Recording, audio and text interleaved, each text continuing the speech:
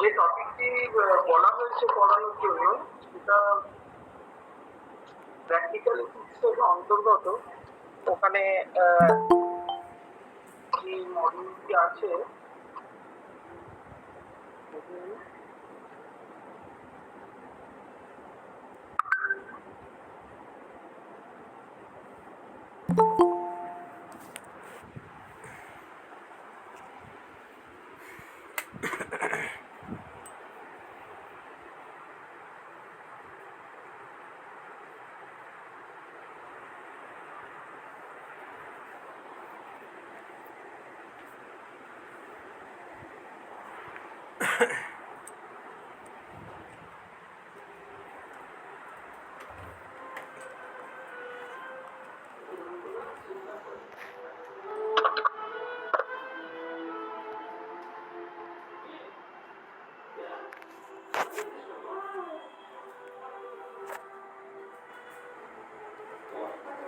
আমি জাস্ট একটু ওয়েট করছি, আর কিছু জয়েন করে আমি জাস্ট 2 মিনিট বা 3 মিনিট পরে আমি স্টার্ট করছি।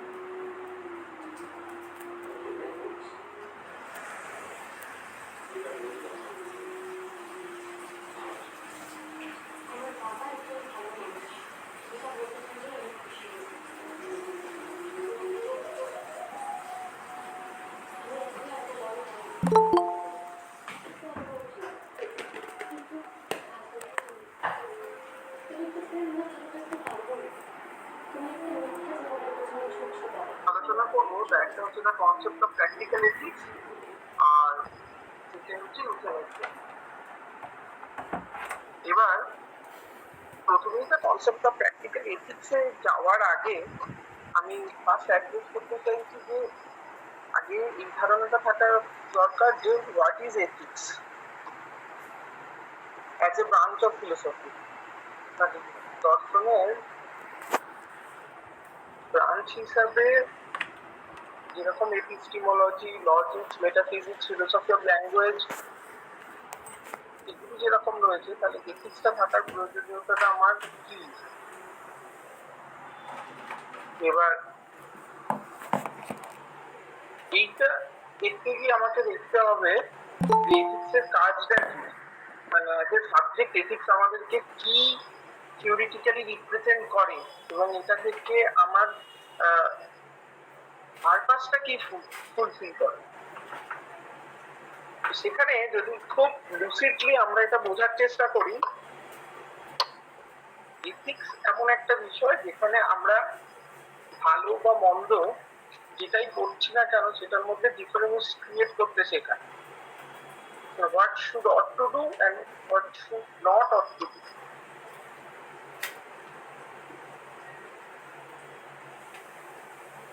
এই দুটো ভালো বা মন্দর প্রশ্ন যেখানে জড়িত থাকে সেইটা, এবং তার সাথে ব্রডার পার্সপেক্টিভ থেকে আমি যদি ধরি যে মরাল, হোয়াট ইজ মরাল, এই রকম বা মরালিটি, নীতিগত বা নৈতিক, এই ধরনের আরো কিছু বিষয়বস্তু যা এর সাথে ইন্টার রিলেটেড, সেইগুলো মূলত আমরা এথিক্সে পাই। এই এথিক্সকে আবার কতগুলি আরো ডিস্টিংশন আমরা করতে পারি তার ব্রাঞ্চ হিসাবে, যেরকম থিওরিটিক্যাল এথিক্সের কথা আসছে, সেটা ছাড়া এখন নরমেটিভ এথিক্স একটা, আজকে যে টপিকটা আমরা আলোচনা করবো প্র্যাকটিক্যাল এথিক্স, এবং তার সাথে এখন বিজনেস এথিক্স, ম্যানেজমেন্ট এথিক্স বা টেকনোলজিক্যাল এথিক্স, আরো অনেক অনেক কিছু বেরিয়ে গেছে, বায়োমেডিক্যাল এথিক্স। এবার এইটা আমাদেরকে দেখতে হবে যে থিওরিটিক্যাল এথিক্স বা সাধারণত নরমেটিভ এথিক্স, এখান থেকে ডিভিয়েট করে আমার প্র্যাকটিক্যাল এথিক্সে আসার পারপাসটা কি হলো, মানে দরকারটা কি করলো। ছিল তো একটা থিওরিটিক্যাল এথিক্স বা নরমেটিভ এথিক্স, সেখানে তো আমার কাজ চলে যাওয়ার কথা, কিন্তু আলাদা করে আমার আবার আর একটা থিওরি ইন্ট্রোডিউস করার দরকারটা কি?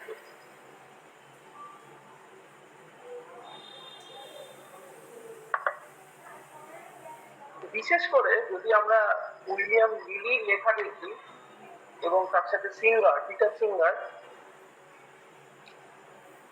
তারা তাদের লেখায় এরকম ভাবে উল্লেখ করছে যে এথিক্সের যে আলোচনা বা এথিক্সের যে আলোচ্য বিষয়বস্তু আমরা দেখি, তা মূলত তত্ত্বগত আলোচনা হিসেবেই দেখা যায়। মানে যা আমাদেরকে কিছু রুলস, লস প্রেসক্রাইব করে, এবং সেই যে প্রেসক্রাইবস রুলস এবং লস, সেগুলোকে আমরা যেন আমাদের এই সোসাইটিতে, যেখানে আমরা নিজেরা ছাড়াও এবং আমাদের একটা আমাদের সারাউন্ডিংসে আরো যারা যারা আছে, সেটা যেন আমরা সেখানে অ্যাপ্লাই করতে পারি এবং সেটা সকলের জন্য সমানভাবে প্রযোজ্য। শুধুমাত্র আমার ভালো থাকা, আমি যেটা করছি সেটাই ঠিক, এরকম যেন কোনো কিছু না হয়। এটা আমাকে দেখতে হবে যে আমি মানে এথিক্স যদি আমাকে মেনটেন করে চলতে হয়, তাহলে এটা আমার জন্য তো ভালো বটেই, এটা একটা মাথায় রাখতে হবে, এবং সর্বোপরি এটা তার আগে মাথায় রাখতে হবে যে আমি এমন কোনো কাজ করবো না যেটা অর্থের ক্ষতি করে আমার ভালো সাধন করছে, এটা যেন না।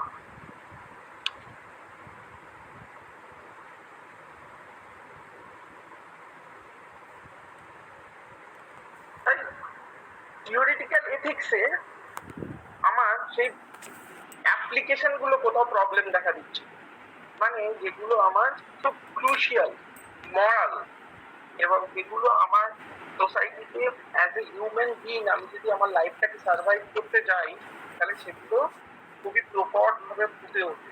কিন্তু আমার থিওরিটিক্যাল এথিক্সে এরকম মানে অনেক অনেক কিছু বিষয় আছে যেগুলোকে আমরা সেখানে এক্সপ্লেন করতে পারছি না।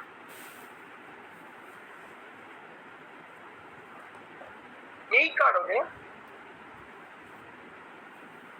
যারা থিওরিটিক্যাল এথিসিস্ট, তারা কি দেখছে যে আমাদের এথিক্সের আলোচনাকে যদি আরো বেশি মুভ অন করতে হয় বা চালিয়ে নিয়ে যেতে হয়, তাহলে শুধুমাত্র এই কতগুলি মেটা এথিক্যাল আলোচনা বা ভালো বা মন্দ প্রয়োগ বা উপযোগ, এই সমস্ত শুধু আলোচনার মধ্যে থাকলে হবে না। কোথাও এর পার্সপেক্টিভটাকে আর একটু ভিন্ন করতে হবে, ব্রডার সেন্সে দেখতে হবে। এই কারণে ব্যবহারিক নীতিবিদ্যা কি হলো, এই যে তত্ত্বগত নীতিবিদ্যা বা থিওরিটিক্যাল এথিক্স, এইটাকে সার্থক তো করবেই, এবং আরো কিভাবে গ্রহণযোগ্য ভাবে আমরা নিতে পারি সেইটার পারপাসফুলি একটা অ্যাপ্লিকেশন, এইটার কারণে প্র্যাকটিক্যাল এথিক্সের দরকার। যেখানে কি হবে, এই তাত্ত্বিক আলোচনা তো চলবে, এবং তার পাশাপাশি আমাদের সোসাইটিতে যে ধরনের বিভিন্ন প্রবলেম, সেগুলোকে সলভ করা, এবং তার প্র্যাকটিক্যাল অ্যাপ্লিকেশন কি আছে, প্র্যাকটিক্যাল পারপাস কি আছে, সেই দিক থেকে আমরা ভালো বা মন্দটাকে বিচার করি। এইটা করতে করতে কি কি থিওরি চলে আসে, আমরা যদি খুব নর্মালি লক্ষ্য করে দেখি, প্রত্যেকেই আমরা যে সোসাইটির মধ্যে বাস করছি সেখানে আমাদের একাধিক নৈতিক যে বিভিন্ন প্রশ্ন বা তার সম্পর্কিত যে সমস্যা সেগুলোকে সবসময় আমরা ফেস করি, এবং সেই ফেস করার সাথে সাথে কতগুলো ক্রুশিয়াল কোয়েশ্চেন একটার পর একটা ডিডিউস হতে থাকে, এবং সেগুলোকে কখনোই আমরা অ্যাভয়েড করতে পারবো যদি আমরা ট্রুলি মানে ট্রু সেন্স অফ টার্ম যদি হিউম্যান বিইং বলা যায়, তাহলে হিউম্যান বিইং হিসাবে আমাদের একটা মিনিমাম মনুষ্যত্ব থাকে, এবং এই ধর্মটাকে যদি দেখে এবং আমরা as a rational human being যদি এই ধর্মটাকে অ্যাকসেপ্ট করি, তাহলে যে নৈতিক প্রশ্নগুলো আমাদের অ্যাড্রেস করতে হয় সেগুলোকে আমরা এত কেয়ারলেসলি এড়িয়ে যেতে পারবো। কিরকম করা যায়? সাধারণত দেখা যায় যে যারা সমাজে তথাকথিত দরিদ্র বা নিম্নবিত্ত, তাদের প্রতি আমাদের রেসপন্সিবিলিটি বা ডিউটিটা কি হওয়া উচিত। মানবেতর প্রাণী যারা থাকে তাদেরকে কি সত্যি মানে আমাদের সাথে তাদের শুধু খাদ্য খাদক সম্পর্ক এরকম ভাবে গণ্য করা উচিত না উচিত নয়? যদি আমি দেখি বা পলিটিক্যাল যে সমস্ত এজেন্ডা, তার সাথে জুরিডিক্যাল বিভিন্ন আসপেক্টস, যেটা জেন্ডার ডিসক্রিমিনেশন হোক বা মানে হিউজ হিউজ এক্সাম্পল দেওয়া যেতে পারে। এই কিছুদিন আগে যেরকম সমকামিতা নিয়ে একটা বিয়ের উদাহরণ দেওয়া গেল, এখানে এতদিন পরে যে জিনিসটাকে খুব ভালোভাবে অ্যাকসেপ্ট করা হচ্ছে, যেটা আগে ছিল না, এবং তার ভালো মন্দ নিয়ে যথার্থ বিচার। তাছাড়া হচ্ছে যেটা খুব প্রবলেমেটিক একটা ইস্যু, এবং যা নিয়ে বহু বহু আগে থেকে প্রবলেম চলে আসছে, যেটা হচ্ছে ইউথ্যানেসিয়া। আজকে যেটা পড়বো মানে যেটাকে আমরা বাংলায় তর্জমা করলে বলতে পারি চিতা হত্যা এরকম, এবং তার সাথে গর্ভপাত বা ভ্রূণ হত্যা, যেগুলো যা অ্যাবর্শন, এবং children those who are profound level মানে মানসিকভাবে ভীষণ বিকৃত মস্তিষ্কে, বা যাদের ঠিক কতটা জন্মানোর পর থেকে সে কতটা সচেতন তার জীবন সম্পর্কে সেটাই তার ধারণা নেই, মানে মৃত্যু শ্রেয় না জীবনে বেঁচে থাকা শ্রেয়, এটাই সে ডিফারেন্সিয়েট করতে পারে। এই এত কিছু প্রশ্ন এবং এতগুলি এরিনায় যদি আমাদের চলাফেরা করতে হয়, তাহলে থিওরিটিক্যাল এথিক্স এর পাশাপাশি প্র্যাকটিক্যাল এথিক্সকে আমাদেরকে অ্যাকসেপ্টেড করতেই হবে। এবং যদি না আমরা এই প্র্যাকটিক্যাল এথিক্সকে অ্যাকসেপ্ট করি, তাহলে ওই থিওরিটিক্যাল এথিক্স এর অ্যাসপেক্টস দিয়ে এগুলোকে বিচার করতে গেলে কোনোদিন এই সমস্যার সমাধান হবে না।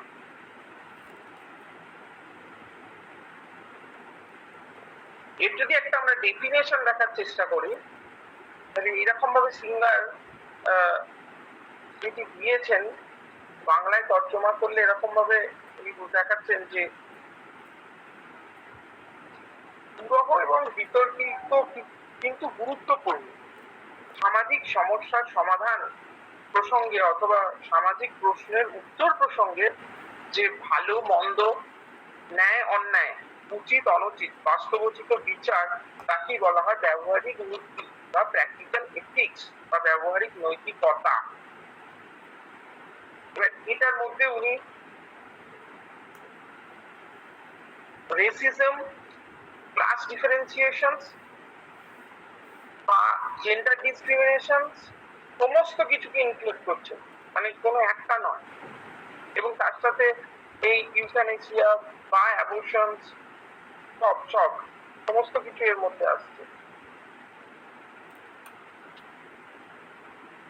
এবার যদি এই ব্যবহারিক নৈতিকতার আমাদের স্বরূপ জানতে হয়, তাহলে একটা প্রশ্নকে আমাদের অ্যাড্রেস করতে হয়, তাহলে খুব ভালোভাবে সেকেন্ডটা এমন ভাবেই হয়ে যায় যে ওটা থেকে এটা ইউজ করে যায়, অটোমেটিক আমরা জানতে পারি। তাহলে যদি আমাকে এর স্বরূপটা জানতে হয়, তাহলে প্রথমেই জানতে হবে যে ব্যবহারিক নৈতিকতা কি নয়, সেটা আগে আমাদের জানা প্রয়োজন। নেগেটিভ ওয়েতে আমি যাব, পজিটিভ কনক্লুশনে পৌঁছাবো। ফার্স্ট পয়েন্ট কিরকম দেখা যায় যে ব্যবহারিক নৈতিকতায় নৈতিক বলতে কেবল পবিত্রতা বা শুদ্ধতাকে বোঝানো হয়, এবং অনৈতিক বলতেও আবার পাশাপাশি যদি আমি দেখি যে শুধুমাত্র সেটা অপবিত্র কোনো বিষয় এটাকেও বোঝানো হয়। কারণ এই যে বিশেষণগুলো পবিত্র বা অপবিত্র, এগুলো সবই মানে থিওরিটিক্যাল এথিক্স এর মধ্যে আমরা সাধারণত দেখি, প্র্যাকটিক্যাল এথিক্স এগুলোকে দেখা যায় না।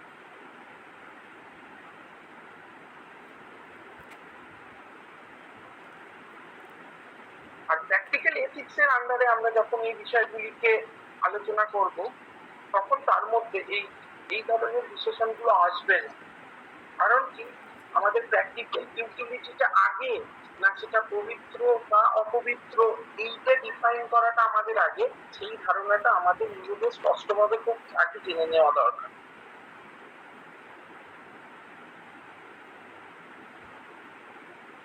উনি উদাহরণ কিরকম দিচ্ছেন যে মানুষের হিতার্থে যদি বস্তুর গবেষণা কার্যে ব্যবহার করা হয়, সেটা এরকম হতে পারে যে কোনো ধরনের কোনো মেডিসিন আমাদেরকে ডিসকভার করতে হবে বা কোনো দুরারোগ্য ব্যাধি সেটাকে নিরাময়ের জন্য আমাদেরকে কোনো ল্যাবেতে কোনো মানবেতর পশুকে নিয়ে আমরা যদি এক্সপেরিমেন্ট করি, তাহলে সেটা কি পবিত্র অপবিত্র এরকম অর্থে নিয়ে তাকে নেওয়া উচিত বা উচিত নয় এরকম করব, না এইটাকে কোথাও আরো হিউজ পার্সপেক্টিভ থেকে আমি যদি দেখার চেষ্টা করি যে আমার এরিয়াটা আরো অনেক বড়, আমাকে দেখতে হবে পুরো সিভিলাইজেশন এর কথা মাথায় রেখে যে আমি যদি মেডিসিনটাকে ডিসকভার করে ফেলি তাহলে কোথাও আমার এই মানব জাতির মধ্যে এই ধরনের রোগটা দূরীভূত হতে পারে, তাহলে সেটা কি হিসাবে আমরা নেব, বা প্রাকৃতিক পরিবেশে যে কোনো সুরক্ষার ব্যবস্থা সেটাকে যদি মাথায় রেখে আমরা এটাকে দেখি।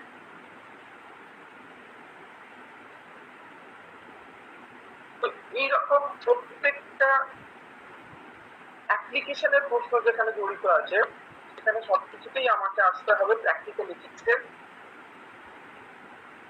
মানে দরবারে বলা যায়, আদারওয়াইজ আমি এই প্রবলেমগুলোকে সলভ করতে পারবো। সেকেন্ড কি আসবে, এই যে ব্যবহারিক নৈতিকতা বা ব্যবহারিক নৈতিকতার যে বিষয়বস্তু, এটা এমন কোনো আমাকে পরামর্শ দেয় না যেটা ব্যবহারিক জীবনে প্রয়োগ করা যাবে না। তাহলে ফার্স্টে আমাদেরকে এটা অ্যাটলিস্ট ক্লিয়ার হয়ে গেল যে এই আমাকে যা দেবে আমি এটা থেকে যেটা পাবো সেটা আমি সমস্ত কিছু ব্যবহারিক জীবনে প্রয়োগ করতে পারবো, এবং যে তত্ত্বগুলো কোনো প্রয়োগ ব্যবহারিক জীবনে নেই সেটা নিষ্ফল, মানে যা থেকে আমরা কোনো ধরনের ফল আশা করতে পারবো না, সেটা সেই ধরনের কোনো থিওরি প্র্যাকটিক্যাল এথিক্সে আলোচিত হবে।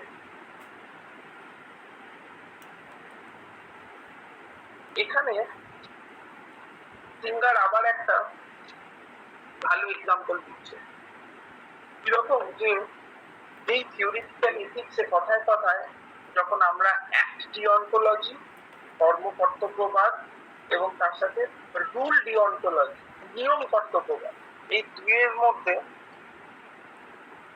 যখন কিছু জীবের দেখি সেখানে যেরকম ওই মিথ্যে কথা বলা ঠিক নয়, চুরি করা ঠিক নয়, বা কিলিং অ্যানিমাল বা হিউম্যান বিং যেই হোক সেটা কখনো ঠিক নয়, বা কাউকে কোনো যদি আমি চুক্তি বা প্রতিশ্রুতি দিয়ে থাকি তবে সেটা ভঙ্গ করা আমার ঠিক নয়। এই ধরনের সমস্ত কিছু যে নিয়ম বা রুলস গুলো ফলো করার কথা বলে,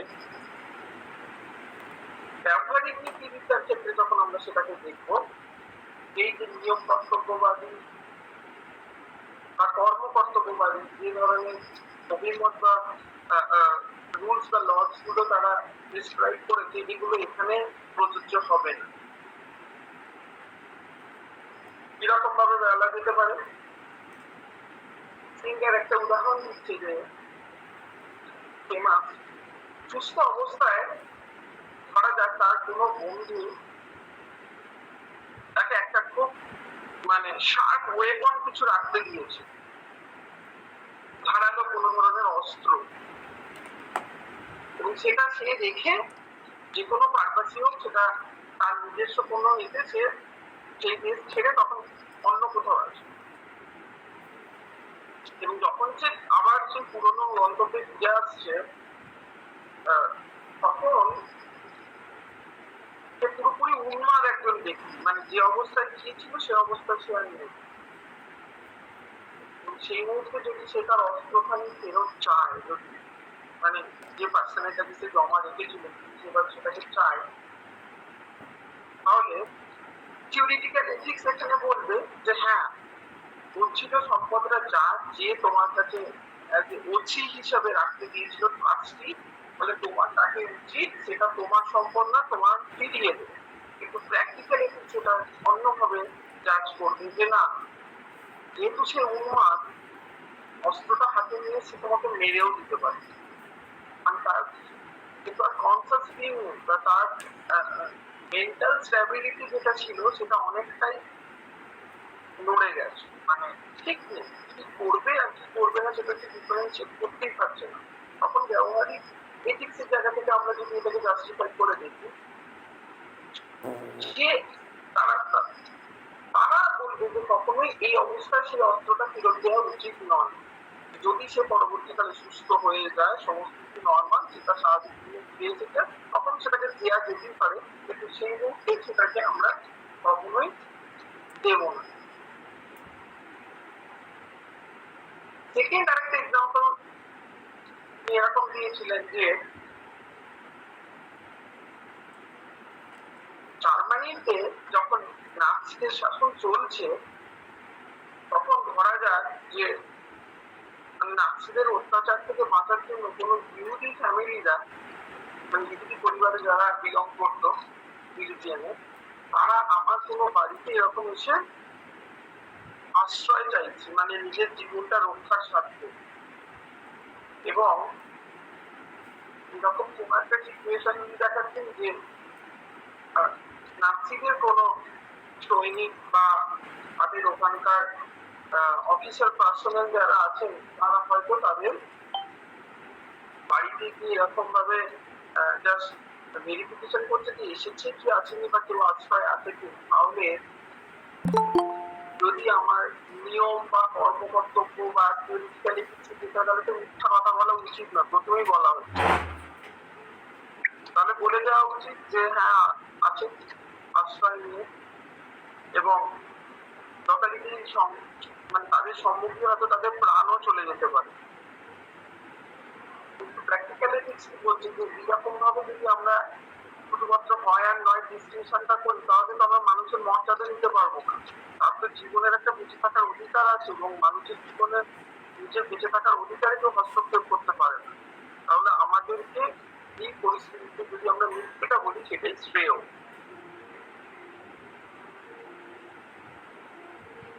আর কি বলছেন, এই যে ব্যবহারিক নীতিবিদ্যার আলোচ্য বিষয়বস্তু সেটা কোনো ধর্ম নির্ভর নয়, মানে ধর্ম ইন দ্য সেন্স এখানে ভারতীয় দর্শনের যে ধর্ম কনসেপ্ট সেটা নয়, একদম স্ট্রং সেন্সে রিলিজিয়াস, এবং সেটা কি যে independent of any types of religion, যে কোনো প্রকার ধর্ম থেকে স্বতন্ত্র। কারণ যারা সাধারণত ঈশ্বরবাদে সমর্থন করেন, যেখানে এই কামটাকে ইউজ করার পরে কেউ আমাকে এটা বলতেই পারে যে আস্তিকের অর্থ অনেকেই অনেক রকম ভাবে নেয়, মানে কেউ দেবকে বিশ্বাসের উপরে গ্রহণ করে, কিন্তু আমি এই অর্থে এখানে খ্রিস্ট বললাম না, খ্রিস্ট আস্তিক মানে ঈশ্বরের বিশ্বাসী এটাও বলা যায়, তাই এখানে খ্রিস্ট ইন দ্য সেন্স ঈশ্বরবাদ। এবং যথারীতি সংবিধান যেটা বলা যায় যে এখানে খ্রিস্ট ইন দ্য সেন্স ঈশ্বরবাদ, এবং সেটা কি যে ঈশ্বরে যারা এরকম বিশ্বাস করছে তাদের কাছে, যে রিলিজিয়ান থেকে তারা বিলং করছে তাদের কাছে সেটাই হলো প্রাইম, মানে ভীষণ ভীষণ প্রকার সেটা তারা খুব মেনটেন করে চলে এবং তাদের কাছে সেটাই প্রধান। সেই ধর্মে বা ধর্ম গ্রন্থ থাকে সেটাকে যা যা অনুমোদন করা হচ্ছে সেটাই তাদের জন্য মরালি রাইট, মানে তারা নৈতিকভাবে ভালো বলে সেটাকে মনে করে।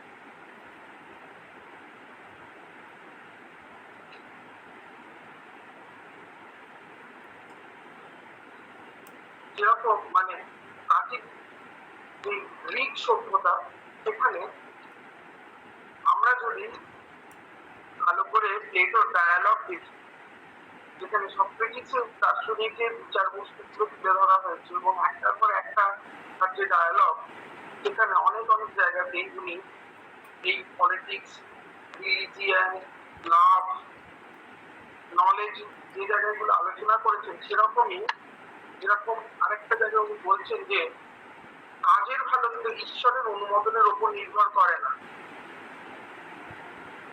বরঞ্চ কোনো কাজ যদি ভালো হয় তবেই সেটা ঈশ্বর অনুমোদন করে।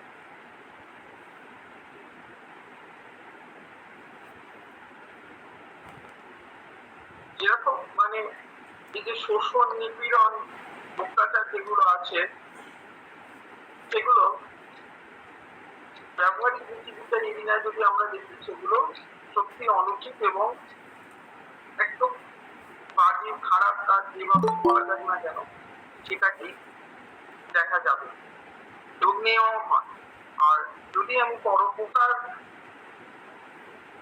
বা কোনো অর্থে আমি কোনো মানুষের একটা জীবনকে বাঁচাতে পারলাম বা তাকে অনেকটা কষ্ট যন্ত্রণার হাত থেকে মুক্তি দিয়ে দুটি ভালো জীবন দিতে পারি, তাহলে সেটাই আমার কাছে ভালো কর্ম।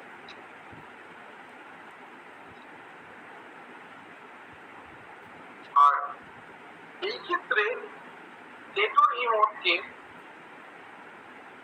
পুরোপুরি যারা ঈশ্বরবাদী তারা এরকম ভাবে নস্যাৎ করে দিয়ে এরকম ভাবে দেখেন, যদি তারা বলছে যে ঈশ্বর যদি কখনো তার খেয়াল খুশি মতো এই শোষণ, নিপীড়ন বা অত্যাচার যা যা আমাদের সমাজে সব থেকে জঘন্য হিংস্র সেগুলোকে হয়তো ডেসক্রাইব করে দেয়, যে মানে স্বয়ং যে গড খ্রিস্টিয়ানিটি অনুযায়ী, তাহলে সে যদি বলতো যে এটাই ঠিক বাদ বাকি কিছু ভুল নয়, তাহলে যারা এই ব্যবহারিক নীতিবিজ্ঞান ফলো করে বা ব্যবহারিক নীতিবিজ্ঞানীরা এই মতকে একদমই সমর্থন করবে। সেই কারণে এর আরেকটা স্বরূপ কি, যে এটা নীতি ধর্মবোধের সঙ্গে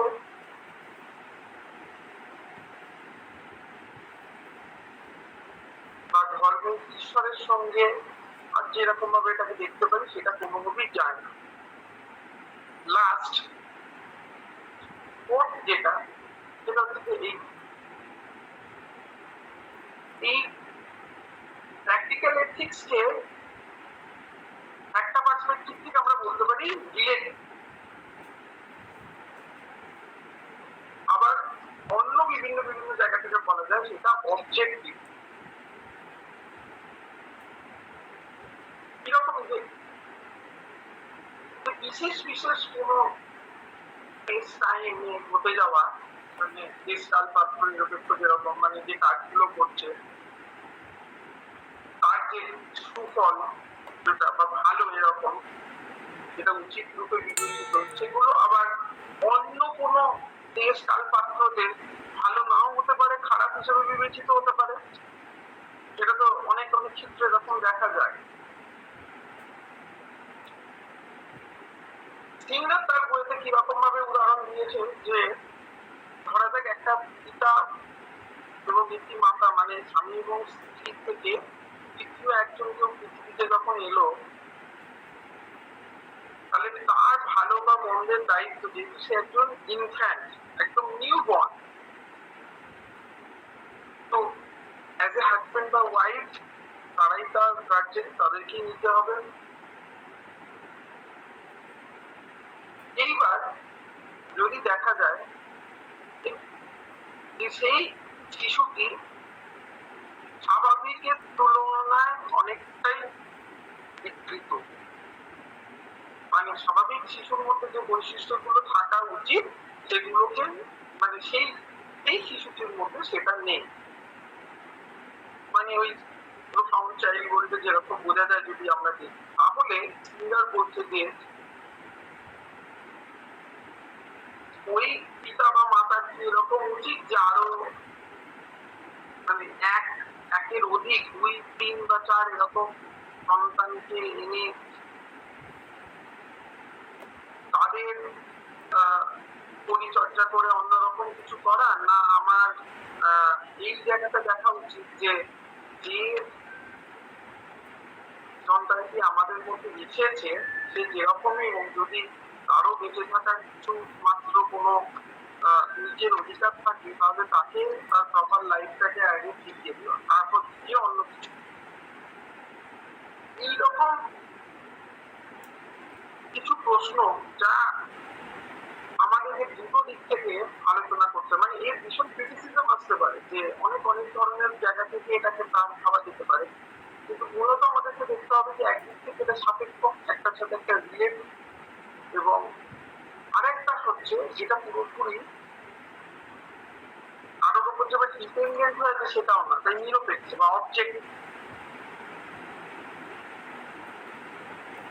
মূলত এই চারটে যে মেইন বিষয়বস্তুর উপর আমি ফোকাস করলাম এখন, এইটাই হচ্ছে the concept of practical ethics বলতে যেটাকে বোঝায় সেটা ডিসক্রাইব করে।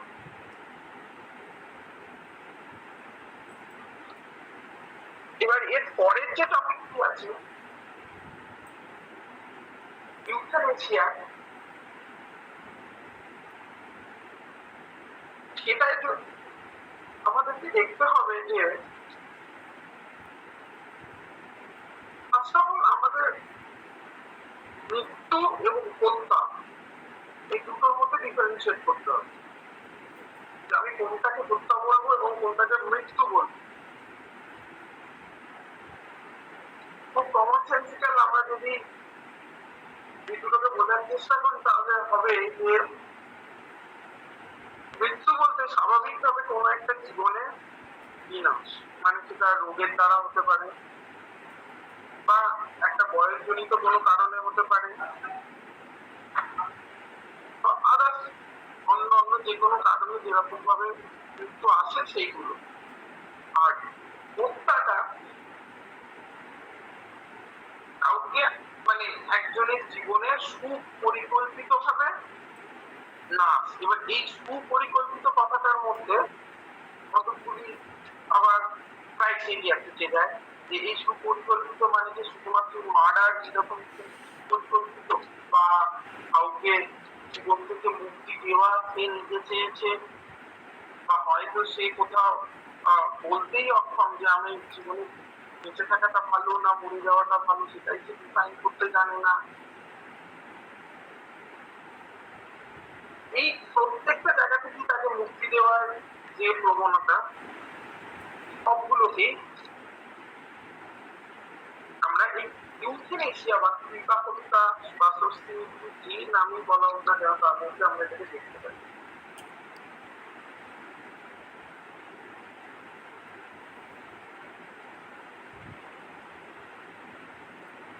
এবার এই এই যে স্বস্তি মৃত্যু বা ইউথ্যানেসিয়া যেটা আছে, এই কনসেপ্টটার সাথে কতগুলো প্রশ্ন আমরা যদি দেখি যে স্বাভাবিক আমরা মৃত্যু যেটাকে লাইফে সবসময় আমরা একটার পর একটা ঘটতে দেখছি, সেইটার পিছনে আদৌ কোনো উদ্দেশ্য থাকে কিছু হয়?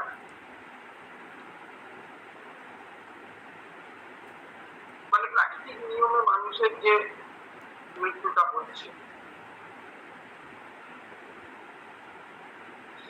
এর পাশাপাশিও যদি আমি দেখি যে এই যে হত্যা বা কিলিং এর পিছনে কি কোনো উদ্দেশ্য থাকে?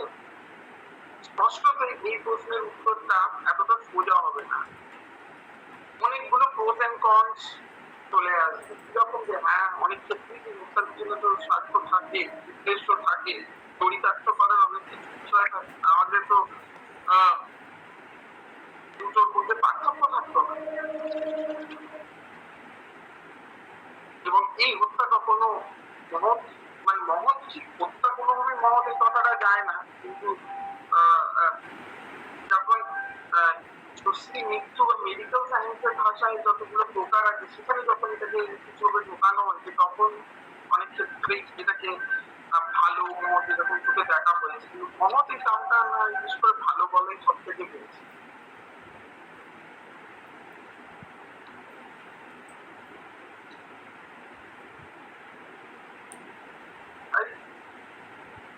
যদি এরও একটা আমরা এরকম ভাবে ডেফিনেশন দেওয়ার চেষ্টা করি যে মানে একদম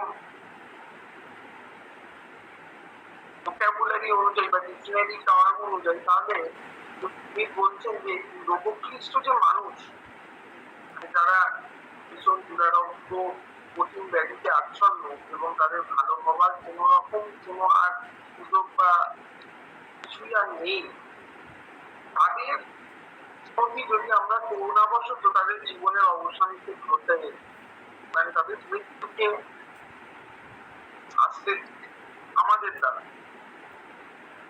এবং তার ফলে তাদের যে জীবনের নাশ বা মৃত্যুটা ঘটবে সেটাই অ্যাকচুয়ালি ইউথ্যানেসিয়া বা জীবাহত্যা বা করুণাহত্যা বা সত্যি মৃত্যু যা কিছু বলা। যদি সেটাই হয় তাহলে তো যে কোনো প্রকার হত্যাই যেহেতু মানে অত্যন্ত নিন্দনীয় এবং যেখানে জীবনের অবসান ঘটানো হচ্ছে,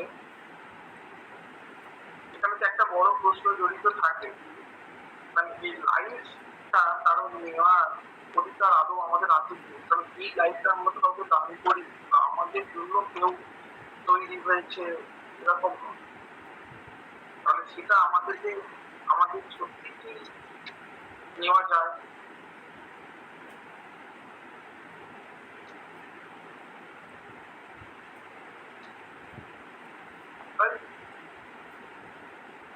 এই প্রশ্নের একটা ভালো বা মন্দ এই দুটো দিক আমাদেরকে পুরো বিষয়টা দেখার পর বিচার করতে হবে যে মানে সত্যিই কতটা আমরা ইউথেনেসিয়াকে অ্যাকসেপ্ট করতে পারছি এবং এবং এটা কতটা একটা মানুষের জন্য রোগগ্রস্ত যে মানুষগুলি মৃত্যুশয্যার সাথে লড়ে যাচ্ছে অথচ মৃত্যু তাদেরকে আসছে না, অসম্ভব যন্ত্রণার সাথে লড়াই করতে হচ্ছে, তাদের জন্য যদি এটা চেঞ্জ করা হয় তাহলে সত্যি কতটা যুক্তিযুক্ত। এটিমোলজিক্যাল সেন্সে যদি আমি এটাকে আগে ভেবে দেখি তাহলে ইউথ্যানেসিয়া যে ওয়ার্ডটা এটা দুটো গ্রিক শব্দ সেটার সমন্বয়ে তৈরি হয়েছে, একটা হচ্ছে ইউ ইউ ইউ এবং সেকেন্ড হচ্ছে থ্যানাটস।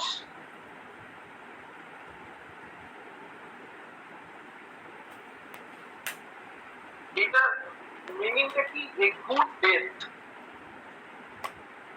থ্যানাটস মানে কথাটার মানে হচ্ছে মৃত্যু, আর ইউ এর কথাটা ওখানে হচ্ছে সুন্দর ভালো।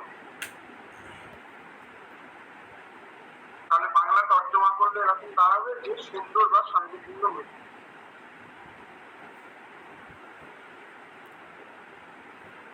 আর আরেকটা এর ডেফিনেশন যেটা দেওয়া যেতে পারে, আর কোয়াইট অ্যান্ড ইজি ডেথ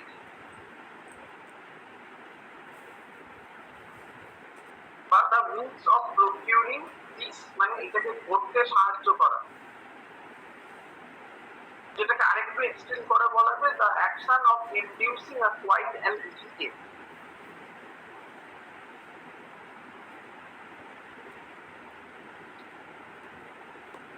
এবার যদি এটাকে খুব ক্রিটিক্যালি দেখা যায় তাহলে কথাটা তো বলা হচ্ছে স্বস্তি মৃত্যু, কিন্তু এটাও যে নিছক স্বস্তি মৃত্যু, মানে সবটাই যে একদম শান্তি গতি এরকমটা নয়।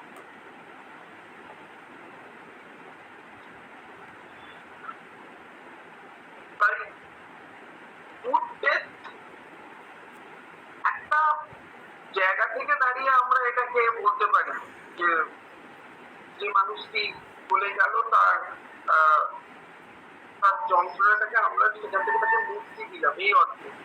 কিন্তু আবার একটা দিক থেকে মানে এরকম এখানে যখন প্রকারগুলো আলোচনা করবো তখন এটা দেখা যাবে যে আদৌ হয়তো সেই ব্যক্তিটার মন থেকে, যেহেতু আমরা বুঝতে পারছি না, কিন্তু তার হয়তো এই ধরনের মৃত্যুটা কাম্য নয়, মানে সে আশা করছে না। তাহলে তখন সে কি করবে? একজন কাম্য করছে মানে আশা করছি যে আমার এরকম মৃত্যু হোক, আমি আমি আমার যন্ত্রণা থেকে মুক্তি পেতে চাই, কিন্তু সবাই যে করছে এটা তো নয়।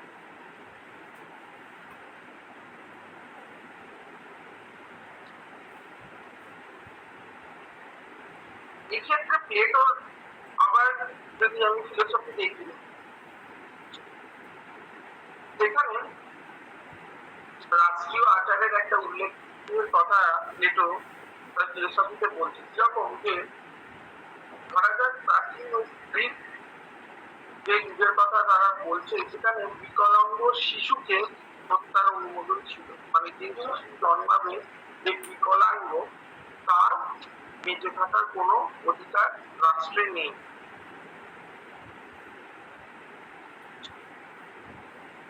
এবং এই রিপাবলিক নামক যে ডায়লগ, এখানে এটা খুব ক্লিয়ারলি বলছেন যে রাষ্ট্র যে সমস্ত শিশুকে দুর্বল এবং বিকলাঙ্গ বলে মনে করে, মানে তাদেরকে দেখছে, তাদেরকে কি করা হতো, যে একটা অজ্ঞাত রহস্যময় জায়গায় সরিয়ে দেওয়া হতো। এবং অ্যারিস্টটল তার পলিটিক্সের যে একই ধরনের কথা বলছে, এবং এটাই নাকি তাদের আদর্শ রাষ্ট্রের একটা নীতি, যে শিশুটা জন্মে পরবর্তীকালে দেশের কোনো সেবাতে কাজে কোনো কিছুই লাগবে না, এইরকম শিশু থাকার থেকে না থাকাই ভালো। তাহলে যদি প্লেটোর মতটা আমরা এখানে দেখি, তাহলে somehow he was fascinated about euthanasia, বা কোথাও sympathetic এটাও বলা যায়।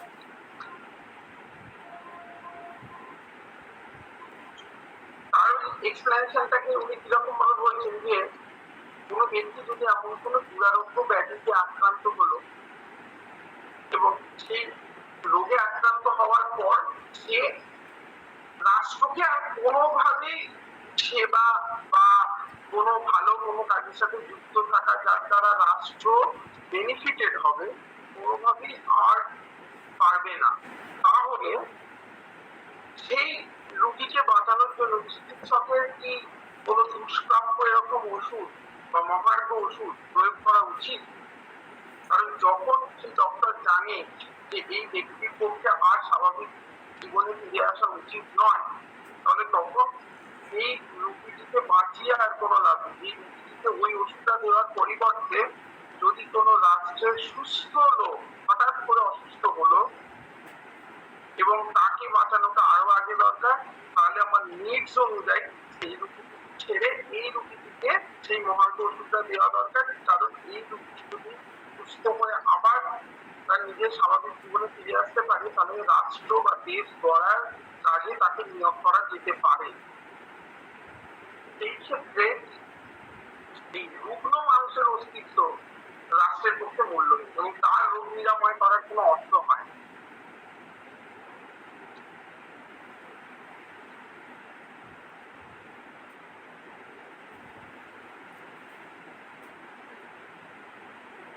এবার এই ধরনের একটি থিওরি প্লেটো রিপাবলিকে বলছে, এটার পিছনে উনি পরিষ্কার বলছেন যে এটা ব্যক্তি স্বার্থের কথা ভেবে আমরা কখনো এরকম কথা বলছি না, সমষ্টির কথা ভেবে এটাকে বলছি। মানে একটা মানুষকে আমরা যদি কৃপা হত্যা বা করুণা হত্যার দিকে নিয়ে যাই, তাহলে আমাদেরকে দেখে নিতে হচ্ছে যে যেটা রাষ্ট্রের জন্য প্রথমে রাষ্ট্রের জন্য কতটা উপযোগী এবং আস্তে আস্তে ক্রনোলজিক্যালি যখন লোয়ার অর্ডারে নামছে বাকি দিকে যারা আছে তারাও কতটা চাইছে যে সে চলে গেলেই ভালো না থাকলে ভালো, এরকম বিভিন্ন ধরনের প্রশ্ন একটার পর একটা অ্যানালাইজ করে মেটোটারি সিস্টেম আসছে।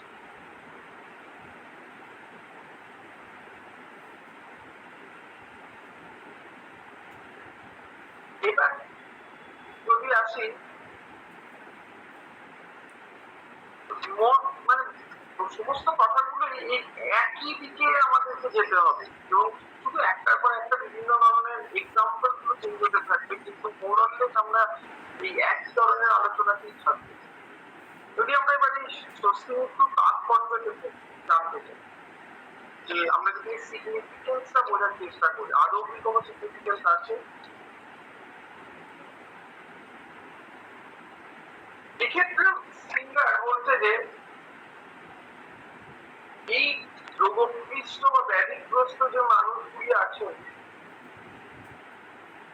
আমরা কখনো তাদেরকে নিজেরা করুণা হত্যা বা কৃপা হত্যার জন্য বলি, মানে সে নিজে আমাদের সাথে কন্ট্যাক্ট করতে পারে বা আমরা কখনো তার সাথে কন্ট্যাক্ট করতে পারি। আর এই সমস্ত মানুষেরা নিজেরাও নিজেদেরকে প্রার্থনা করে বা কৃপা হত্যা করে, মানে অ্যাসিস্টেড সুইসাইড। তার জীবনে বেঁচে থাকার আর কোন রকম ইচ্ছা নেই, সমস্ত কিছু থেকে সে সরে গেছে এবং তার তখন হয়ে যাওয়াটাই শ্রেয়।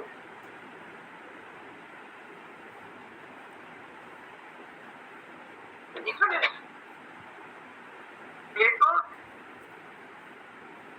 এই ফিলোসফিতে সিঙ্গার যেটা খুব ক্রুশিয়াল বা প্রাইম বলে মনে করেছেন সেটা হচ্ছে যে জীবনের মূল্য মানটা কিভাবে আমরা ডিফাইন করি।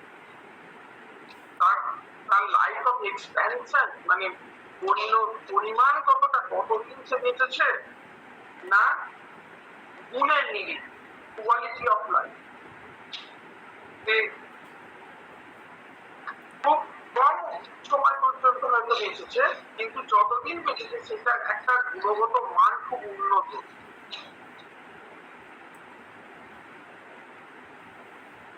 তো সেই ক্ষেত্রে সেনেকা তার যে লেখা এপিস্টোলের মোরালস, সেখানে তিনি একটা অন্যরকম কনসেপ্টকে দিয়েছেন।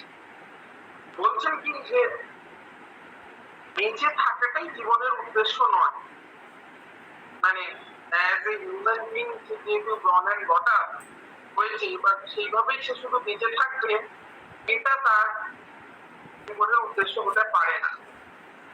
কিন্তু উদ্দেশ্যটা হবে কি, যে ভালোভাবে জীবনে বেঁচে থাকা, মানে সেই জীবনের বেঁচে থাকার কোনো একটা মানে থাকবে, মিনিংলেস হবে না, মিনিংফুল ওয়ার্ড লিভিং লাইফ হবে, ওয়ার্ডলেস লাইফ হবে, পারপাসফুল লাইফটা লিড করবে। Living is not a good but living well। মানে যদি এই জীবন ধারণ করার কোনো মূল্যই না থাকে তাহলে সেইটা কোনো মানবিক মর্যাদার পূর্ণতা পায়। এবং ওয়াইস ম্যানদের একটা এক্সাম্পল দেখাচ্ছে যে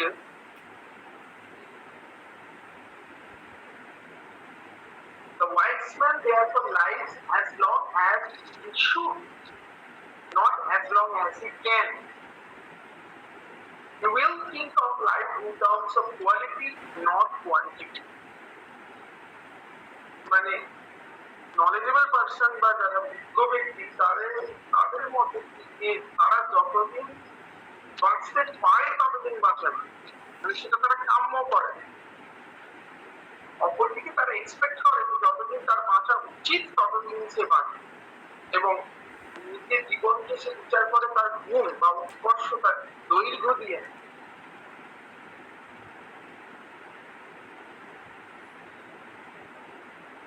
এই সেনেকার এপিসোড মডেলসের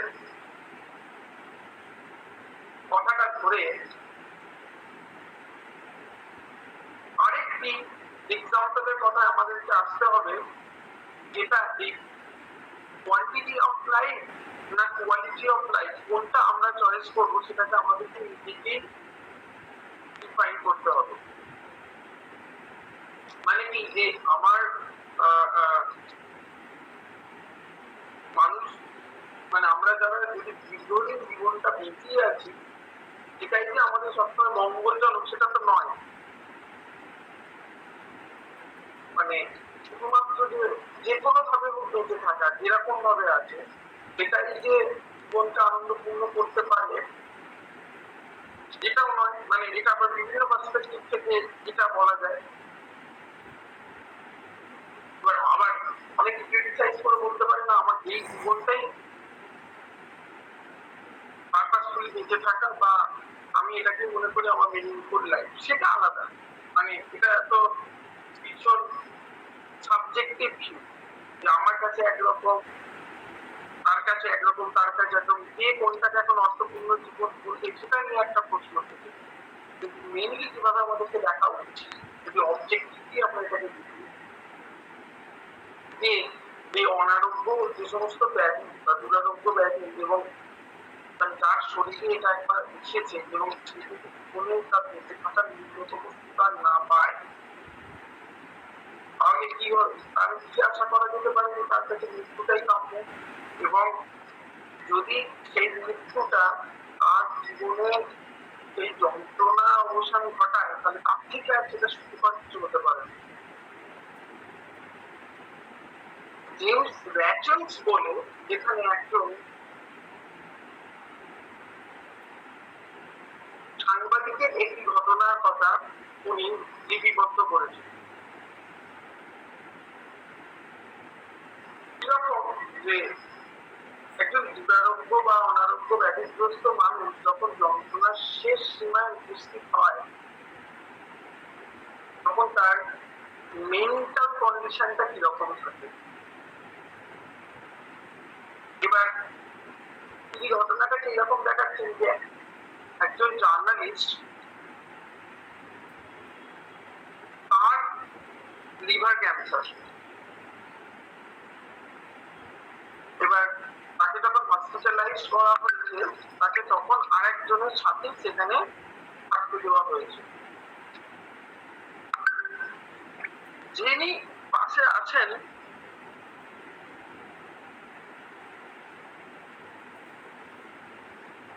তার আবার লিভারে, মানে তার তুলনায় অতি বৃহৎ একটি টিউমার,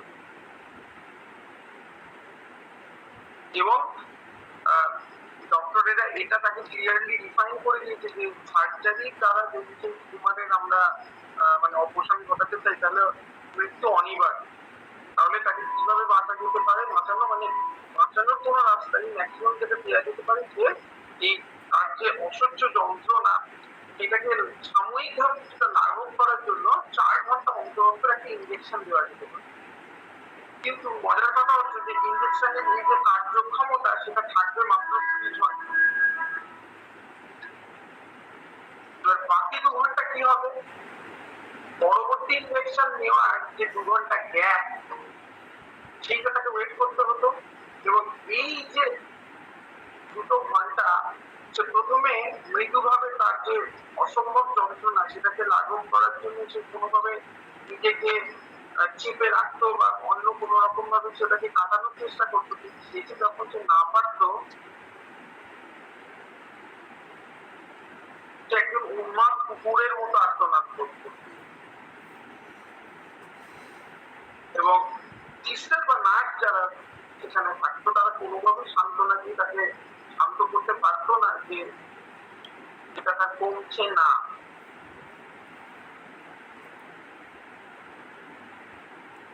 মানে এই ক্ষেত্রে যে সিচুয়েশনের কথা উনি আমাদেরকে বলছেন, তাহলে আমরা নিজেরাই থেকে কি ভাবতে পারি যে দীর্ঘদিন ধরে এই যে জ্যাক বলে যে মানুষটা এরকম চলতে দেওয়াই ভালো, না কোনোভাবে উচিত যে তাকে এই জীবনটা থেকে মুক্তি দেওয়া।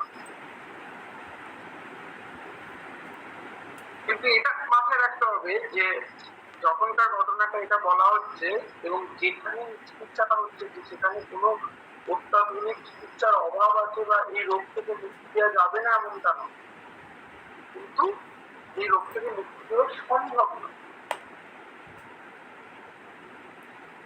তাহলে যদি এই সেনেকার কথার ইমপ্লিকেশন ধরে আমরা আসি, সেখানে আমরা কি বুঝতে পারি যে মানে প্রাণ ধারণ বা জীবনে আমরা যে মানে লং লাইফ যেরকম যে কাটানোটাই পরপ্রাপ্তি বলে মনে হয়, যেটা নয়। কখনো কখনো জীবন থেকে মুক্তি বা প্রাপ্ত হতে পারে, এবং শুধু যেটা ব্যাধি এটাও নয়। মানে কোনো কোনো ক্ষেত্রে যেরকম ওই অভিশপ্ত জন্ম লাভের কথা বলা যেতে পারে, যে হয়তো মস্তিষ্ক নেই বা হার্টে কোনো ধরনের এমন অসুস্থ যে হচ্ছে ছোটবেলা থেকে খুব কঠিন রোগগ্রস্ত, তার সচেতনতা বলতে কিছু থাকে না। এই যে ডাউন সিনড্রোম গুলো যেগুলো শিশুদের মধ্যে দেখা যায়, সেই ক্ষেত্রে কি হবে, যেখানে সার্জারির দ্বারা তাদের সুস্থ জীবনযাপন ফিরিয়ে দেওয়াই সম্ভব নয়। এই ক্ষেত্রে শিশুর পিতামাতা হিসেবে এই পিতামাতা কি ধরনের দৃষ্টি বা সিদ্ধান্ত তারা তাদের শিশুর জন্য নেবে, সেইটা আমাদেরকে খুব ভালোভাবে দেখতে হবে যে মানে ইউথেনেসিয়া যে চুক্তি সেটা কতখানি গ্রহণীয় হচ্ছে।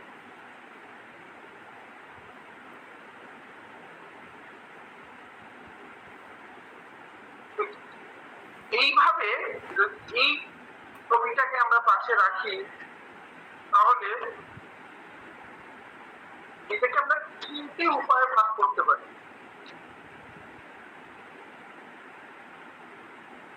একটা হচ্ছে ভলান্টারি ইউথেনেসিয়া, মানে ঐচ্ছিক, যেটা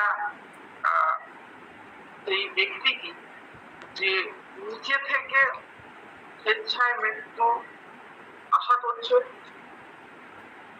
দ্বিতীয়টা হচ্ছে ইনভলান্টারি ইউথেনেসিয়া বা অনৈচ্ছিক, মানে এটা একটু হলেও কমপ্লেক্স, অন্যরকম যখন আমরা আসবো, মানে ঐচ্ছিক ভাবে সে সমর্থন জানাচ্ছে না। আর সেকেন্ড থার্ড ওয়ান হচ্ছে নন ভলেন্টারি ইউথেনেসিয়া, ইচ্ছা নিরপেক্ষ, মানে যার ইচ্ছা বা অনিচ্ছা প্রশ্নই ওঠে না, সে নিজেই জানে না যে কোনটা ঠিক কোনটা ভুল। মানে এই শিশুদের উদাহরণটা দেওয়ার সময় যেরকম ভাবে বোঝানোর চেষ্টা করলাম, বা ওই ক্যাটাগরিতে যারা পড়বে তাদের ক্ষেত্রে যখন হবে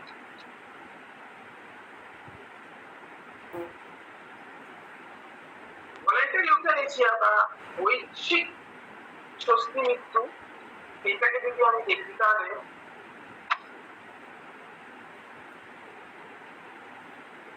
এই ধরনের ক্ষেত্রে সাধারণত যে ব্যক্তি জড়িত থাকে তার নিজের ঐচ্ছিক অনুরোধে তাকে জীবাণুটা করা হয়। তো সিন্ডার এটাকে বলছেন যে euthanasia carried out at the request of the person killed, মানে যেখানে ব্যক্তির অনুরোধ বা প্রার্থনাটা উপস্থিত, সে যেটা চাইছে,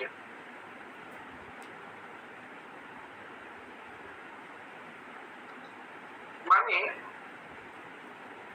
এই যে রোগগ্রস্ত ব্যক্তি যারা যারা আত্মহত্যায় অসমর্থ, তারা এক্সপেক্ট করছে কোন একজন সেকেন্ড ইন্ডিভিজুয়াল পার্সন, মানে যে তাকে এটা করতে সাহায্য করবে।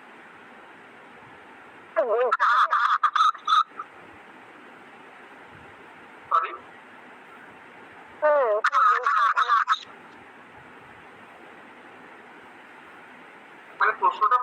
বলছেন আমি বুঝতে পারলাম না। তো বলছি অ্যাক্টিভ আর প্যাসিভ এখানে তো কোনো পরিবর্তন হয়নি। হ্যাঁ হ্যাঁ হ্যাঁ, মানে এটা এটা এটা ওটাকেই ইমপ্লাই করবে। আমি আসছি ওই জায়গাটা, আমি আসছি।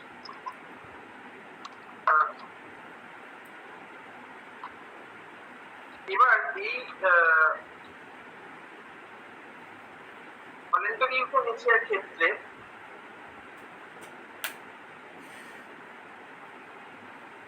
যেহেতু রুগী যিনি আছেন তার যেহেতু নিজের ইচ্ছার একটা প্রসঙ্গ জড়িত থাকে এবং অন্যের সাহায্য থাকলেও নিজের যেহেতু এখানে একটা প্রবণতা বেশি এবং অনেক অনেক অনেক ক্ষেত্রে যে second individual person directly involve, মানে সেখানে বই যে করতে হবে এরকমটা নয়, জাস্ট পারপাসটা তাকে বলে দিল এবং সে নিজে নিজেই করে নিল। তাই এই ভলেন্টারি ইউথেনেসিয়াকে আরেকটা নামে বলা যায় যে অ্যাসিস্টেড সুইসাইড। এবং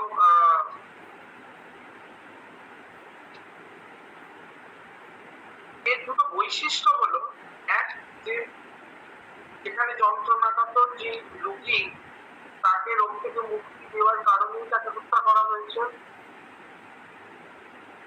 সেকেন্ড যেটা, যে পেশেন্ট তার কনসেন্টেই এটাকে করা হয়েছে, তাকে কোন রকম ভাবে জানানো হয়নি বা তার সম্মতি নেওয়া হয়নি এমনটা নয়। মানে যদি এই দুটো বৈশিষ্ট্যকে আমরা দেখি তাহলে কখনই বলা যাবে না যে এই ঐচ্ছিক স্বস্তি মানে হত্যা জনিত এরকম। কারণ হত্যা করলে তো তার কোন ধরনের পারমিশন বা সে আদৌ ইচ্ছুক অনিচ্ছুক এরকম তো কোনো প্রশ্ন জড়িত থাকে না।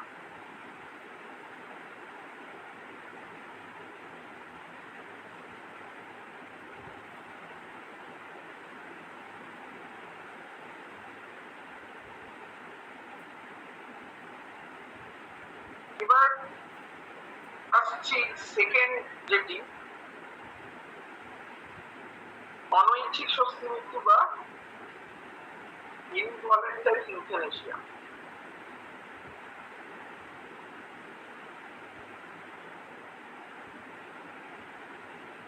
এই ধরনের ইউথেনেসিয়ার ক্ষেত্রে যে প্রবলেমটা দেখা যায় সেটা হচ্ছে যে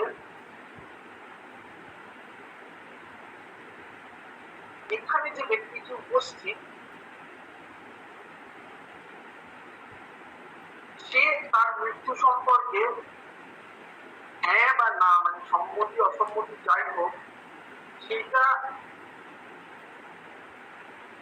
মানে প্রকাশ করতে সমর্থ যদি থাকে, কিন্তু কৃপাহত্যা সম্পর্কে সে সম্মতি দেয়।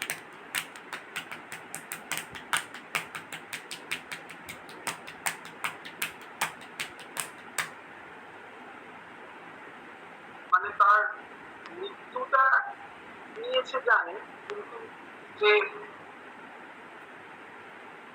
স্বস্তি মৃত্যু বা কৃপাহত্যার দ্বারা যে সে মৃত্যুটা বরণ করবে কিনা সেটা সম্পর্কে সে পজিটিভ বা নেগেটিভ কোনো ধরনের যে আর্গুমেন্ট দেয়।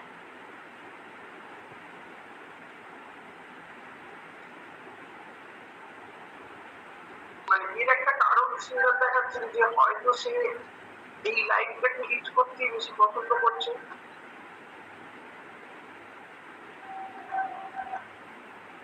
আর এখানে তাহলে একটা প্রশ্ন আরো তার সাথে জড়িয়ে পড়ে যে মানে যে ব্যক্তি বেঁচে থাকতে আগ্রহী তাকে যদি হত্যা করা হয় এবং যে হত্যা সম্পর্কে সম্মতিও প্রকাশ করতে পারে, এই দুটোকে আমি যদি দেখি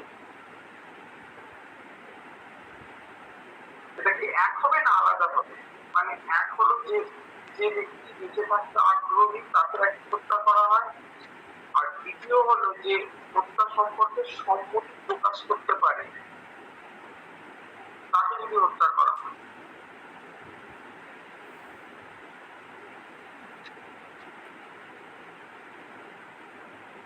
সেকেন্ড প্রকার, প্রথম যে কথাটা মানে নিজেটা একটা আগ্রহী, এটুকু আমরা ক্লিয়ারলি ডিফাইন করতে পারি যে তার ক্ষেত্রে কৃপা হত্যা বা করুণা হত্যার এই প্রসঙ্গটাই অবান্তর।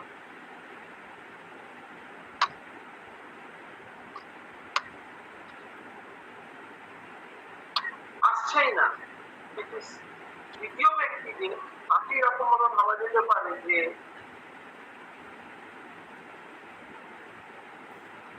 সে স্বস্তি মৃত্যুর সপক্ষে সম্মতি না দিলেও আমরা এটা কোথাও অ্যাজিউম করে নিতে পারি যে ওই ব্যক্তিটি সম্মতি দিত।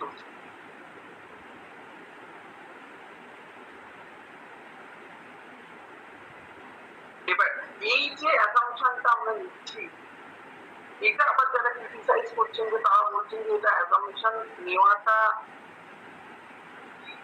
যুক্তিযুক্ত, মানে সত্যি যে সে দিত এমনটা তো হতে পারে যে সে নাও দিতে পারে।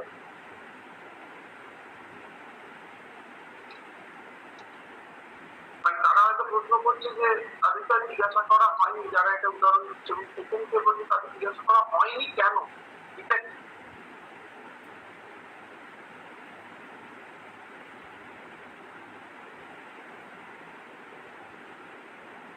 তখন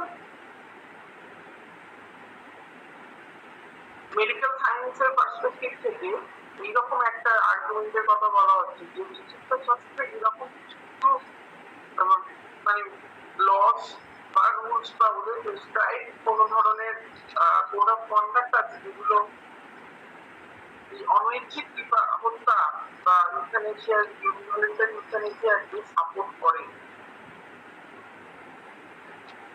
এটার উদাহরণ হিসেবে কিরকম দেখিয়েছে যে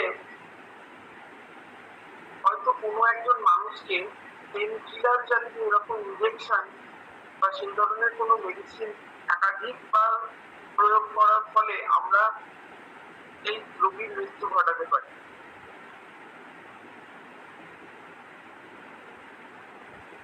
এবং খুব ন্যারো সেন্সে তাহলে এটাকে যদি আমাদের বুঝতেই হয় যে এখানে একটাই পারপাস, যে শুধুমাত্র একজন ব্যক্তি তার দুঃখ যন্ত্রণা বা দুঃখ বা যন্ত্রণা যেতে গেছে সেইটাকেই আমরা বিবেচিত করতে চাইছি, তার বাইরে আর কিছু নয়। এবং এখানে আলাদা করে সম্মতি এবং অসম্মতির কোনো প্রসঙ্গই তার মানে আসছে না। থার্ড, ইচ্ছা নিরপেক্ষ বা নন ভলেন্টারি ইউথ্যানেসিয়ার ক্ষেত্রে দেখা যাচ্ছে যে যার কৃপা হত্যা কথা ভাবা হচ্ছে যে যদি সম্মতি দিতে চাইতো, মানে যদি আমরা এটা ভেবেও নি যে আমরা সম্মতিটা চাইছি, তাহলে অনেক অনেক ক্ষেত্রে এরকম আছে যে সর্বক্ষেত্রে এই সম্মতি পাওয়া যাচ্ছে না। They are not capable.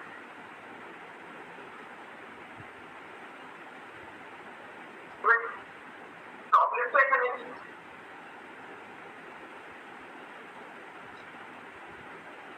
যে একটা হতে পারে, একটা উদাহরণ আমরা এরকম দেখলাম যে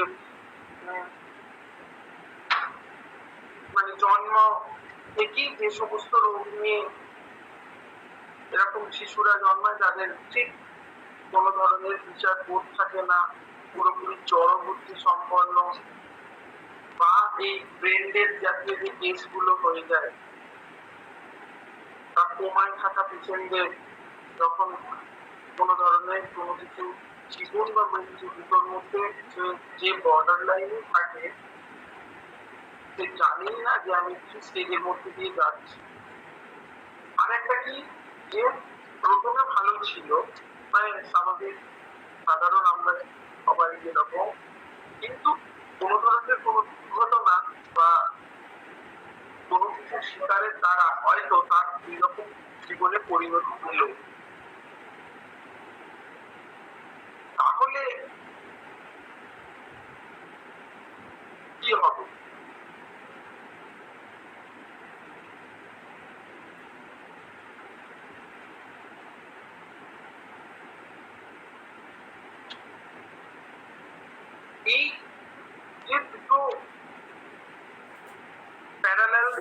ইনস্ট্যান্স দেখাচ্ছে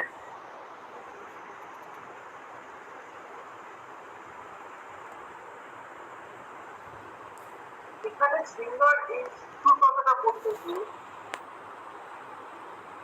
উদাহরণ দিয়ে বলছে যে he was just like dead all the time. মানে সেই শিশুটার উদাহরণ দিয়ে উনি বলছেন he couldn't walk, he couldn't talk, he couldn't do anything. এত কিছু তখন তার প্রতিবন্ধকতা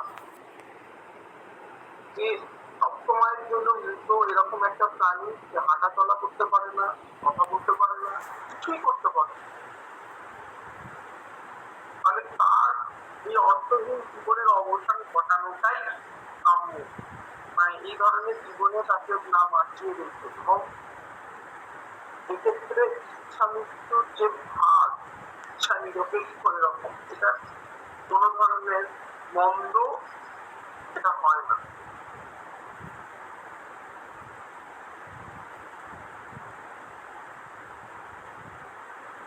আর একে যেরকম বলা হলো যে একজন ব্যক্তির জন্ম থেকে হয়তো সুস্থ স্বাভাবিক বুদ্ধির অধিকারী ছিল, কিন্তু মানে কোনো ধরনের দুর্ঘটনা দ্বারা সে তার মানসিক সামর্থ্যকে হারিয়ে ফেলেছে।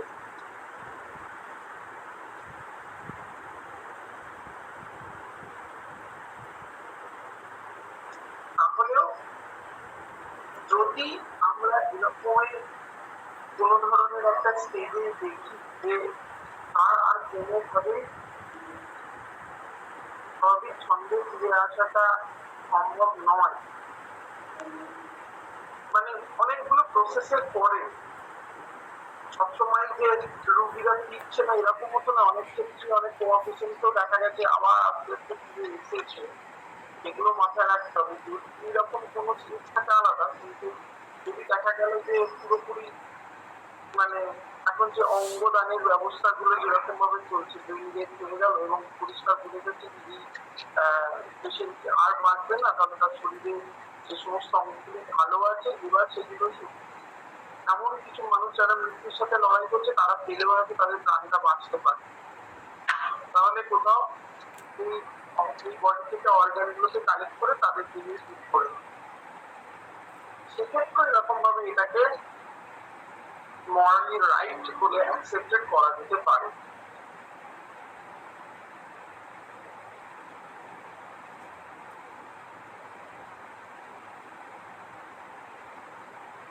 এইবার আসছে অ্যাক্টিভ এবং প্যাসিভ ইউথেনেশিয়া। এই যে তিনটে ইউথেনেশিয়ার যে ভাগ সেটার সাথে কিভাবে চলে আসছে, মানে একটা হচ্ছে সক্রিয়, আমি অ্যাক্টিভলি ইনভলভ থাকছি, এবং দ্বিতীয়টা হচ্ছে নিষ্ক্রিয়, প্যাসিভলি তার মধ্যে ইনভলভ থাকা হচ্ছে। কিন্তু দুটোই যেই রোগীটাকে সাহায্য করা হচ্ছে আর এই যন্ত্রণাগ্রস্ত জীবন থেকে বিদায় দিয়ে সুখকর কোনো বা প্রীতিকর পরিস্থিতি যাতে আনা যায়। তাহলে কিরকম দেখা যায় এই যে মানে দুরারোগ্য বা ব্যাধিগ্রস্ত যে সমস্ত মানুষ তাকে আমরা দুরকম ভাবে ঠিক করতে পারি। অ্যাক্টিভলি কিরকম,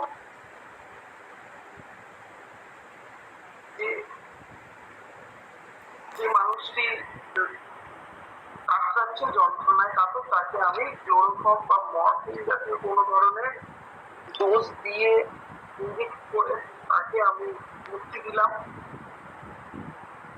অ্যাক্টিভলি ইনভলভ হলো।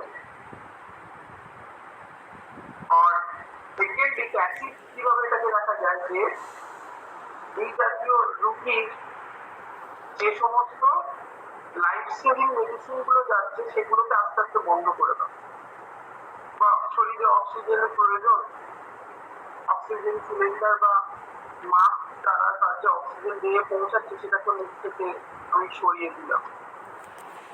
মানে স্বাভাবিক বা প্রকৃতিগত নিয়মে যেরকম ভাবে একটা মানুষ মানুষের মৃত্যু আসে সেরকম ভাবে আসার জন্য তাকে আমি এবার প্রস্তুতি দিলাম। তাহলে এক ধরনের কৃপা হত্যা আমি সংগঠিত করছি এবং দুটো যে ওয়ে কৃপা হত্যা, এটা কিন্তু উদ্দেশ্য একটাই, মোটিভ আমার একটাই কাজ করছে যে আমি যন্ত্রণার অবসানকে ঘটাবো, আর তার রাস্তা দুটো আলাদা, মানে ডিফারেন্ট ওয়েতে আমি যাচ্ছি।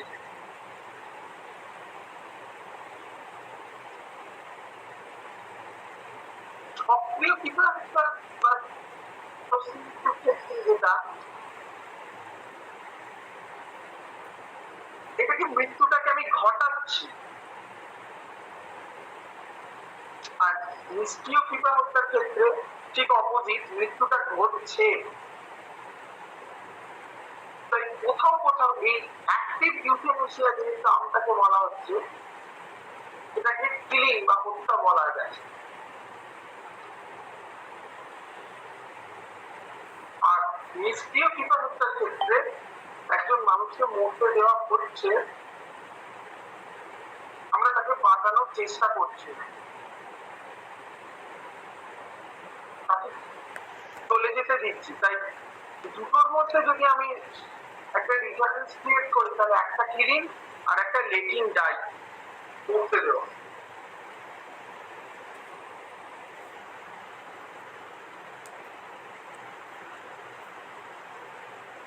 এবার এইটার মধ্যে পার্থক্যটাকে আরো স্পষ্টভাবে যদি দেখা যায়, তাহলে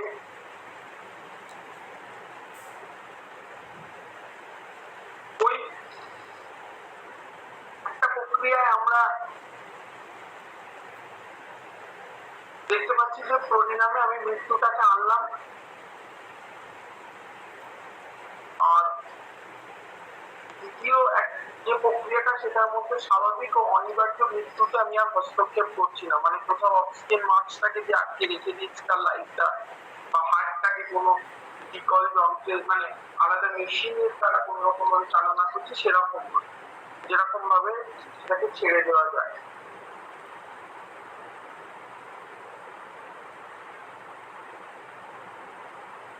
বলছি একটা তো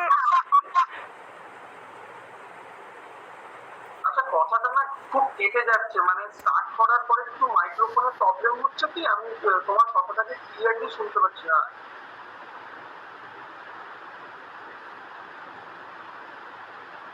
স্যার স্যার বলছি অ্যাক্টিভ যেটা স্যার প্রচুর কেটে যাচ্ছে, কেন হচ্ছে জানি না। হ্যাঁ, আমি তো সেটাই বলছি যে তোমার কথাটা এরকম ডিস্টার্ব আসছে কেন, মানে প্রচন্ড কেটে যাচ্ছে কথা বলতে বলতে। বলার চেষ্টা করো, তাহলে আমি ক্লিয়ার করতে পারি। বলছি কি যে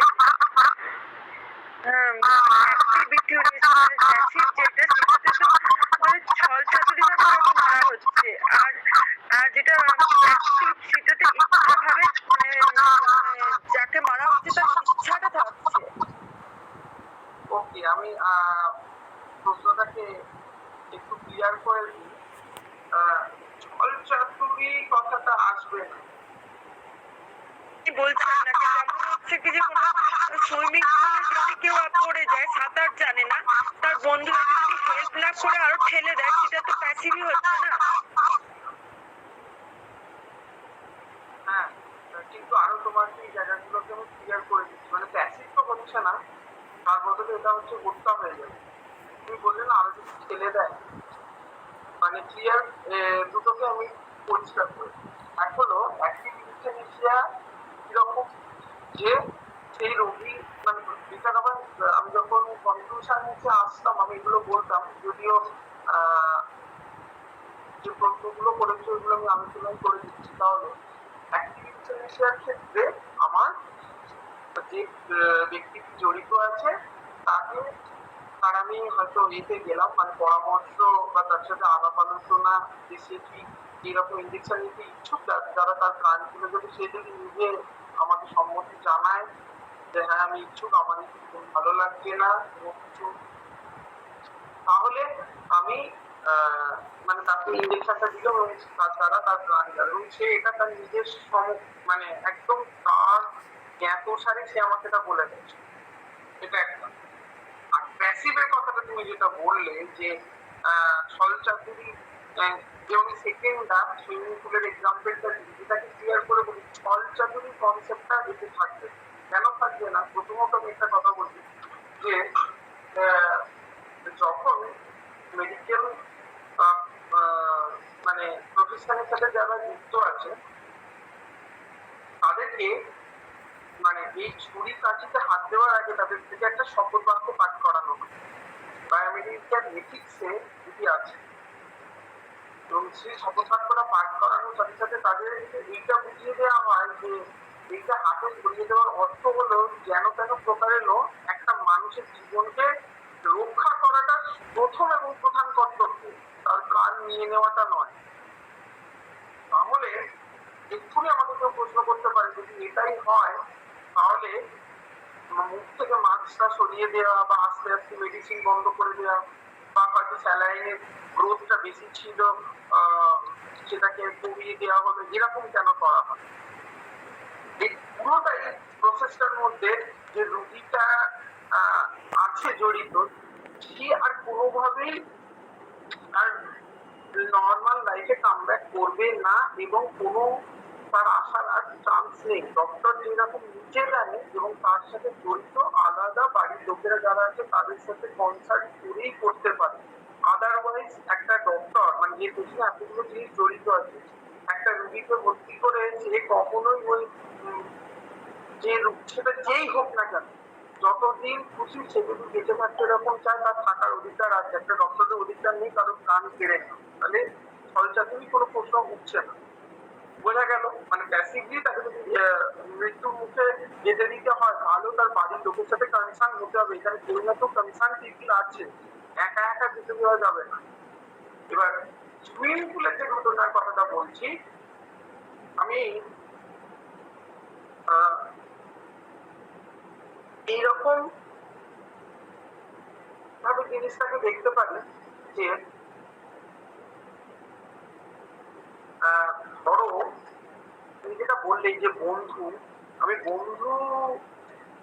বন্ধুকে দিয়ে এরকম ভাবে যে জলে ঠেলে দিল এটা তো পুরো হয়ে গেল, মানে শত্রুর কাজ হয়ে গেল এবং করতে হলো, এটা হবে না। জাস্ট এই দুটো বন্ধুর মধ্যে না এরপর আমি একটা ভাই ভাই সম্পর্ক করে দিলাম, একই পরিবারের দুজন খুব ক্লোজ কেউ এরকম। এবার সুইমিং পুলে যদি চাপ দেয় না যেটা বললে হয়তো সে ডুবে যাচ্ছে এবার সে এবং তার দাদা বা একজন যে আছে সে তাকে বাঁচাতে যাচ্ছে না। তার পিছনে উদ্দেশ্যটা কি যে এ যদি চলে যায় তাহলে সম্পত্তির অধিকারী আমি হতে পারি বা এই গোটা প্রপার্টি যা যা আছে আর যা যা কিছু এর সাথে জড়িত আছে সব আমার হতে পারে। কি করলো এ বাঁচাতে পারতো কিন্তু সাহায্য করলো না, মানে মরতে দিল, এইটা হবে। কিন্তু কোনোভাবে জলে পড়ে গেল তাকে কি করলো? এ কিন্তু কিছু করেনি, তার গায়ে কাজও করেনি, দাঁড়িয়ে কর্তব্য করলো, এটা একটা। আর যদি কোনোভাবে জলে পড়ে যাওয়ার পর আরো উল্টে খেলে ধরে তাহলে তো সেটা মার্ডার হয়ে মানে হত্যা হবে, এটা হবে না। তাহলে ক্লিয়ার করতে পেরেছি আশা করি। এবার যে কিছুটা ছিলাম ক্ষেত্রে আমাদের এই বিভিন্ন ধরনের যে অ্যাকসেপ্ট করবো না এই না ওই না এইরকম ভাবে যে প্রবলেম গুলো আছে এখানে আমাদেরকে একটা জিনিস দেখতে হবে যেটা কারেন্ট এবং এর আগেও এরকম আমেরিকান মেডিকেল অ্যাসোসিয়েশনের প্রকাশিত এক জার্নালে সক্রিয় এবং ও নিষ্ক্রিয় এই দুই কৃপা হত্যার যে পার্থক্য স্বীকার করে নিয়ে বলা হয়েছে, মানে তারা যে অ্যাকসেপ্ট করেছে এরকম, সেখানে তারা নিষ্ক্রিয় কৃপা হত্যাকে অনুমোদন করেছে, সেটা মাথায় রাখতে হবে। এবং সক্রিয় কৃপা হত্যাকে তারা নীতি বিরোধী বা এরকম বলে দেখেছে। কারণ এই যে কথাটা বললাম যে চিকিৎসক রোগ নিরাময় করবেন এটাই এবং শপথ বাক্য পাঠ করার সাথে সাথে এটা তাকে করতে হয় এই কোনোভাবেই তার কান্নার সাথে মানে এটা চিকিৎসকের কর্তব্য হবে না। তাই দায়িত্বটা উভয়কে একটু সমান থাকে। তাই অ্যাক্টিভ বা প্যাসিভ ইউথেনেসিয়া সেটা যাই হোক না কেন, এখানে হত্যাটা অভিপ্রায় নয়, তার যন্ত্রণা থেকে মুক্তি দেওয়া, এইটাই হচ্ছে এর মূল উদ্দেশ্য। তো তার জন্য যে পদ্ধতিটা গ্রহণ করা হচ্ছে সেটার পরিণামে মৃত্যুটা আছে। এবার তারপরে অনেক অনেক প্রশ্ন তুলেছেন যে আদৌ কি সংস্থা তাহলে সমর্থনযোগ্য, সমাজ সমর্থনযোগ্য নয়, আরো অনেক রকমের এরকম পদ্ধতিগুলো আর্মির সাথে জড়িত নয়। তাই মানে মোটামুটি আমরা আজকে যে সেফগার্ড তৈরি করার চেষ্টা করলাম, যে practical concept of practical ethics এবং প্র্যাকটিক্যাল এথিক্স এর আন্ডারে মানে কম্পারেটিভ এথিক্স, এথিক্স থেকে তার ব্রাঞ্চেস গুলো থেকেও প্র্যাকটিক্যাল এথিক্স করার দরকারটা কি করলো, তার নেচার, এবং তার সাথে প্র্যাকটিক্যাল এথিক্স এর আন্ডারে আমরা যেরকম হিউম্যান রাইটস, ফেমিনিজম বা এনভায়রনমেন্টাল এথিক্স, তার সাথে ইউথেনেসিয়া, এই জিনিসগুলো করে দিয়েছি, যেটা যে শিক্ষক ধরা নেয় আমরা তার প্র্যাকটিক্যাল অ্যাপ্লিকেশনটা দেখাতে পারি। তাই লাস্টে ইউথেনেসিয়া শেষ করার এতেই মৃত্যু যেহেতু দুটোতেই আসন্ন মানে আসছে, সেটাই লাস্ট পরিণতি। তাই এর আর আলাদা করে মানে এটা ভালো বা ওটা কম এটা না, যেহেতু আমরা আলটিমেটলি আমরা মৃত্যুকে ডাকছি, এই দুটো যুক্তিটা দেওয়া যায় না, এবং দায়িত্ব দুটো ক্ষেত্রেই সমান, দুটো ক্ষেত্রেই আমাদেরকে নিতে হবে। এবার যদি কারোর কোনো প্রশ্ন থাকে মানে করা যেতে পারে।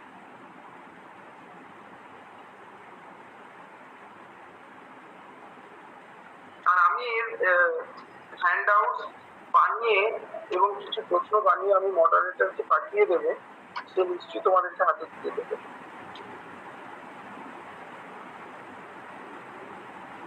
কারো কোনো প্রশ্ন আছে? বুঝতে সবাইয়ের পক্ষে ক্লিয়ার জায়গাগুলো?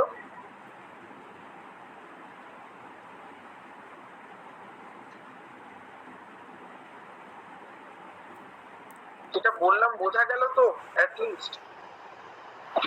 হ্যাঁ স্যার। ওকে, থ্যাঙ্কস, তাহলে আমি লিভ করলাম।